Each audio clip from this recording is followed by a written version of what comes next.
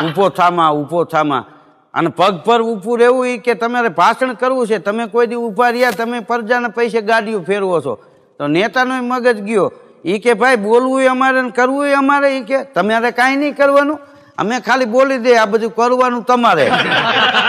હમણાં એક ભાઈ ઘેરે ગયો અને એની ઘરવાળીની આંખમાં આહુડા જોયા. ઘણા માણસો તમે જો એવા બુદ્ધિવાળા હોય, એની ઘરવાળીને જરા કંઈ તબિયત નરમ થઈ જાય ને તો કે મારી ઘરવાળીને મજા નથી તો મારે તો રજા જ મૂકવી પડે ને, અને બા ગુજરી જાય દાડામાં હાજરી નથી આપતી. પણ એ ભાઈ ઘેરે ગયો, એની ઘરવાળીની આંખમાં આહુડા જોયા, ત્યાં તો બે બાકડો થઈ ગયો. પ્રિય, તારી આંખમાં આંસુડા હું જોઈ નથી શકતો, બોલ તને શું તકલીફ છે? તો બાઈ ઊભી થઈને કે તો આ ડુંગળી તમે સુતાર. ત્યારે ખબર પડી કે બાઈ તો ડુંગળી સુતારતી હતી એટલે એની તીખાશના હિસાબે આંખમાં આહુડા આવ્યા હતા. ઘણા માણસો આવા હોય છે. ઘણા એક ભાઈએ પોલીસ સ્ટેશને ફોન કર્યો, એ કે હાલો પોલીસ સ્ટેશન, તો કે આ પોલીસ સ્ટેશનથી બોલું, બોલો. અરે ભાઈ કે જોવો ને કેટલા ધમકી ભર્યા ફોન આવે છે. તો કે ક્યાંથી ફોન આવે છે? કે GB-માંથી.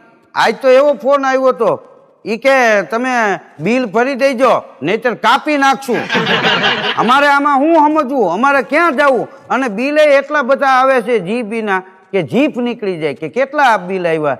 તો કે બિલ 40 રૂપિયાવાળા બે આવ્યા છે, 4 મહિનાથી ભર્યા નથી, તો હવે કાપી નાખવાની વાત કરે છે. તે પોલીસ સ્ટેશનમાંથી પોલીસ કે શાંતિ રાખો, એનું કહેવાનું એમ છે કે 4 મહિનાના 2 બિલ છે, 2 મહિનાના એક બિલ, એ 40 રૂપિયાના તમે બિલ ભરશો નહીં તો તમારું કનેક્શન કાપી નાખશું. આમાં તમને કાપી નાખવાની વાત ન હોય, શાંતિથી હુઈ જાઓ.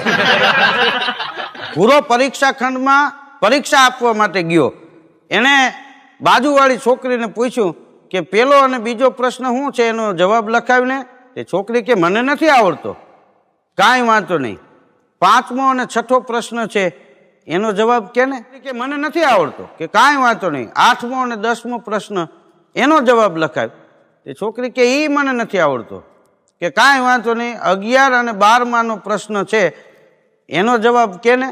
તો કે એ મને નથી આવડતો. અને પૂરાનો મગજ ગયો. એ કે રમલી, પરીક્ષાનું રિઝલ્ટ આવે અને તારે 80% આવ્યા હોય અને હું નાપાસ થાવ ને તો ક્રાઇમ પેટ્રોલમાં તારા મર્ડરનો એપિસોડ આવશે. એક બેનનો પતિ ગુજરી ગયો તો તે લોકો બધાએ દિલસોજી પાઠવવા માટે કોઈ રૂબરૂ જાય, કોઈ પત્ર લખે, કોઈ ટેલિફોન કરે, એમાં એની ઉત્તર ક્રિયા પૂરી થઈ. પછી બાઈએ આભાર વ્યક્ત કર્યો છાપામાં કે મારો પતિ ગુજરી ગયો, તમે બધા સ્નેહી અને સગાઓ જે બધા અહીંયા કોઈ રૂબરૂ આવ્યા અમારા દુઃખમાં ભાગ લેવા, કોઈએ તાર અને ટેલિફોનથી પણ અમને દિલસોજી પાઠવી, એ બદલ આપ સૌનો હું ખૂબ ખૂબ આભાર વ્યક્ત કરું છું. લિખિતન ટીના, ઉંમર વર્ષ 32, વાન ગોળો અને 5 ફૂટ ને 2 ઇંચ ઊંચાઈ, બાળકો કાંઈ નથી. હમણાં એક સાસુ વહુને ઝઘડો થયો. આ તો વર્ષોથી આયલું આવે છે. ધીન ધનક સાંભળેલું, જન્મ જન્મથી વહુની માથે ભાંગેલું, આવા ગીતો પણ આપણા લોકસંગીતમાં છે. હાહુ વહુને ઝઘડો થયો તો વહુએ હામી થઈ ગઈ.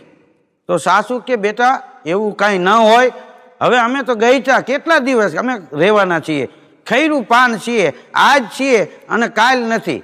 તો વહુ મોટું ચડાવીને કે આજ તો અમારે ભોગવવું ને આ બધું. પ્રેમના પ્રાગવળ હેઠ કંઈક પ્રિતાળું પોટી ગયા, રાંકા રોતા રિયા, એ તો ભૂંડે હાલે ભૂદરા. હમણાં એક ભાઈ એના ઘેરે ગયો તો 2 માણા વાતોએ ચડ્યા, પતિ પત્ની. તો બાઈ કે તમે મને કેટલો પ્રેમ કરો છો? અરે ગાંડી, એ પ્રેમનું વર્ણન થાય કે ના, મારે તમારા મોટેથી સાંભળવું છે, તમે મને કેટલો પ્રેમ કરો છો? તો એનો ઘરવાળો કે કહેવાય નહીં, પણ તું હઠ કરસ ને એટલે વાત કરું છું. ગાંડી, તારા એઠું ઝેર દે ને તો એ પણ હું પી જાઉં, અને તને વિશ્વાસ ન આવતો હોય ને તો હાલે આ ઝેરની સિંહ તું પી જા, તારા હેઠું ન પી જાવ તો મને ફટ કહી દે.